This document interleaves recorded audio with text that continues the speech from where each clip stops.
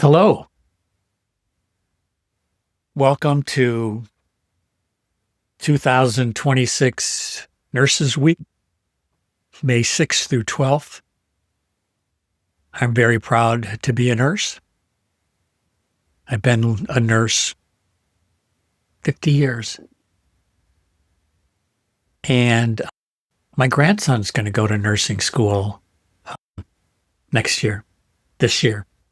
He's graduating as a senior and going to Loyola University in Chicago in their nursing program. I'm very proud. I want to tell you a story about one of the most significant things that happened in our trip to Ireland a couple weeks ago. We were staying in the north central city of Dublin, Ireland. And across the street, I saw a really big white institutional facade with no signage. It seemed like the side of the building.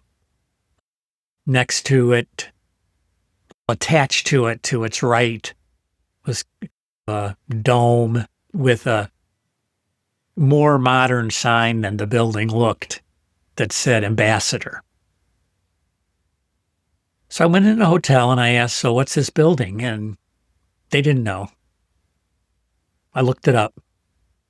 And it turned out it was the Rotunda Hospital.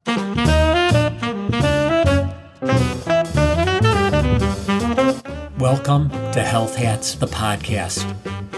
I'm Danny van Leeuwen, a pathologically optimistic, catastrophizing, saxophone tooting, old white man of privilege with MS. I'm a nurse and a C-suite survivor. I've led the implementation of electronic health records and walked end-of-life journeys with my family. Healthcare is an awesome circus. Let's wear some hats, make sense of this, and see if we can find our way to best health.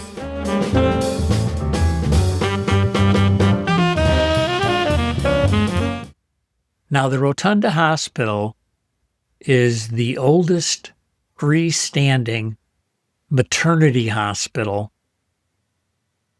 in the world. Well, let me see. I've got some notes here.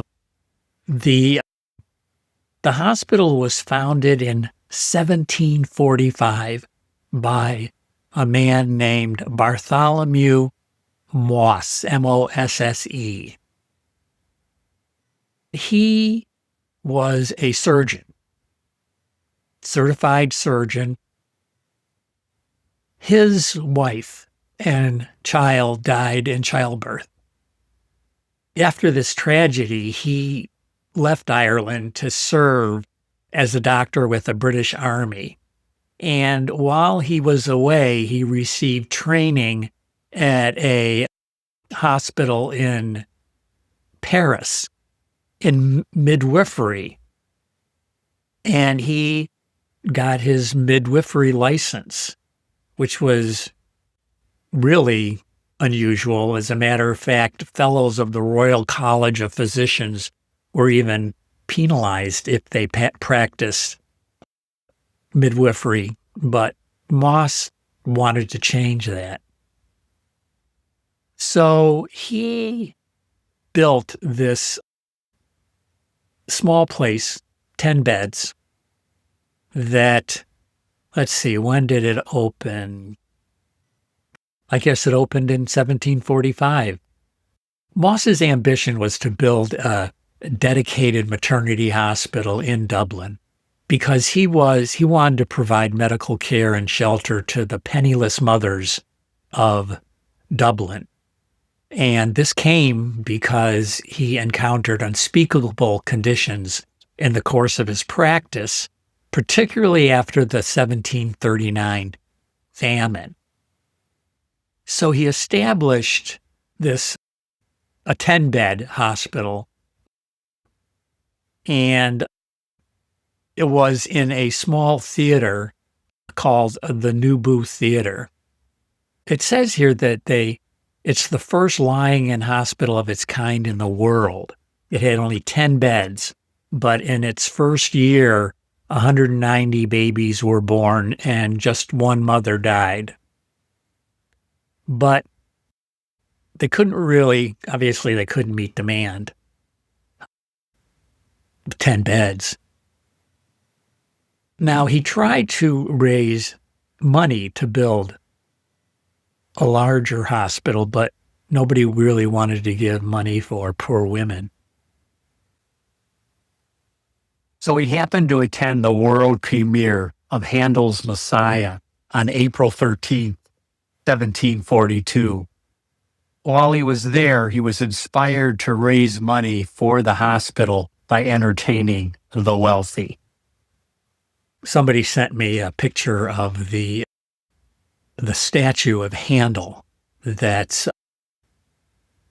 in front of in the location, that theater where the premiere was, which I thought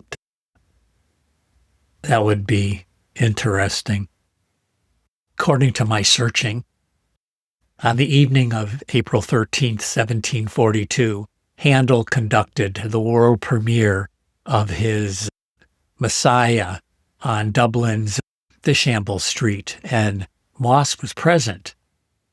And historians suggest that this moment crystallized Mosse's idea of using high society entertainment to fund a hospital for the poor.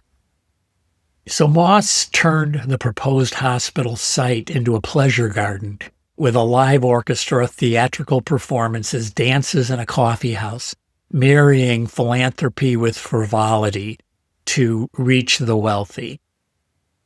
And little interesting tidbit is that lotteries nearly destroyed Dr. Mosse. Before he was able to return to Ireland, he was arrested and charged with being 200 pounds in debt. And he's thought to be imprisoned in Bermaris Castle in Angsley, Wales, but he managed to escape through a window and hid in the Welsh mountains for 3 weeks before reaching Ireland. He then vindicated himself by publishing his receipts and lottery accounts, whatever. But less than a year after the hospital opened, he was taken seriously ill, exhausted, heavily in debt, and petrified about the prospect of arrest and imprisonment. He died on February 16th, 1759. One of the things I found interesting was that around 1781, when the hospital was poorly ventilated and every sixth child died within 9 days of birth, they realized the problem was ventilation. Ventilation improvements were implemented, and mortality dropped to 1 in 20 over the following 5 years. They're also planning to celebrate their millionth birth in 2026. It's just amazing. I met a saleswoman who maybe was in her 30s in a sweater store in Dublin. And she asked, where had we gone? And I told her about the Rotunda Hospital. She became so animated and said that she had a really difficult birth. She was from Poland. She didn't have insurance. And she was treated for free. Amazing care at the Rotunda Hospital. She was in the hospital for 2 weeks. Her baby was in neonatal intensive care for 3 weeks. And they're doing great now. And she's just so grateful and so thrilled that I had gone there. Anyway. Okay, I'm going along the side of the hospital looking for the entrance of the Rotunda Hospital. Very excited. I hope I can see something and then a little bit of history.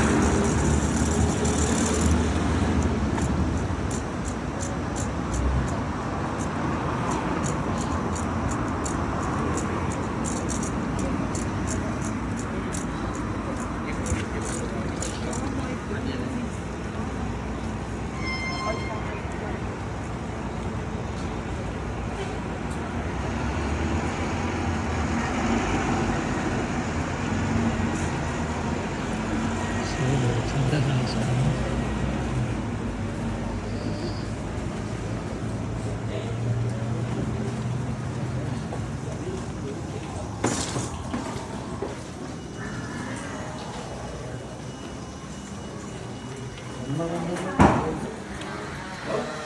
$1 million.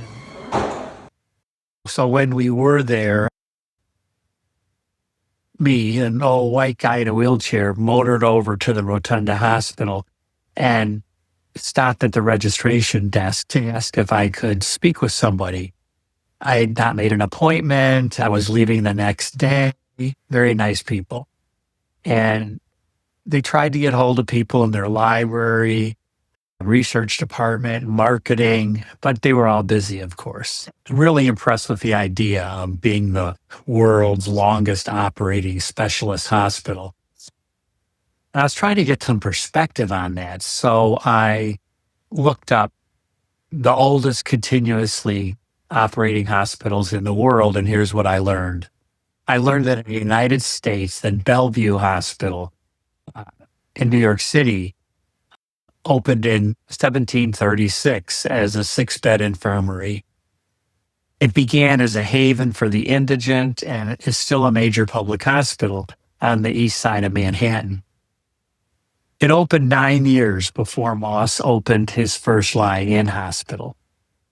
The other long-running hospital is the Pennsylvania Hospital in Philadelphia, established in 1751 by Benjamin Franklin and Dr. Thomas Bond. It's still operational as part of the University of Pennsylvania health system.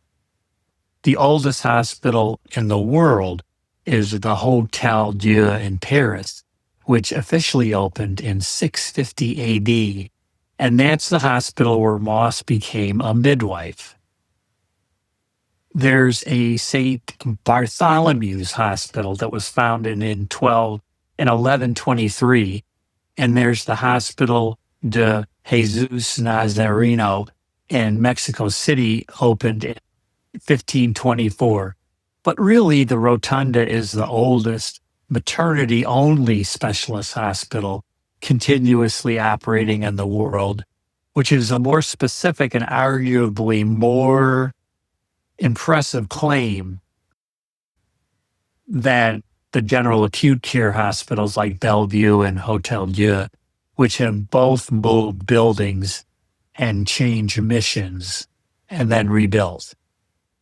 The Rotunda Hospital has been delivering babies in the same building since December 8, 1757. That's something. So let's bring this back to Nurses' Day and Florence Nightingale. I discovered that Sarah E. Hampson was one of the original Nightingale nurses and the first lady superintendent of the Rotunda Hospital in 1891. So, yay. Yay nursing. Yay history. I'm really looking forward to exploring more of this amazing hospital in Dublin. I wonder who was in charge all these years, and how it survived past Mosse and through those first decade or first few years. And then how did the Rotunda Hospital survive war, famine, pandemics, and technological change? What research occurred there?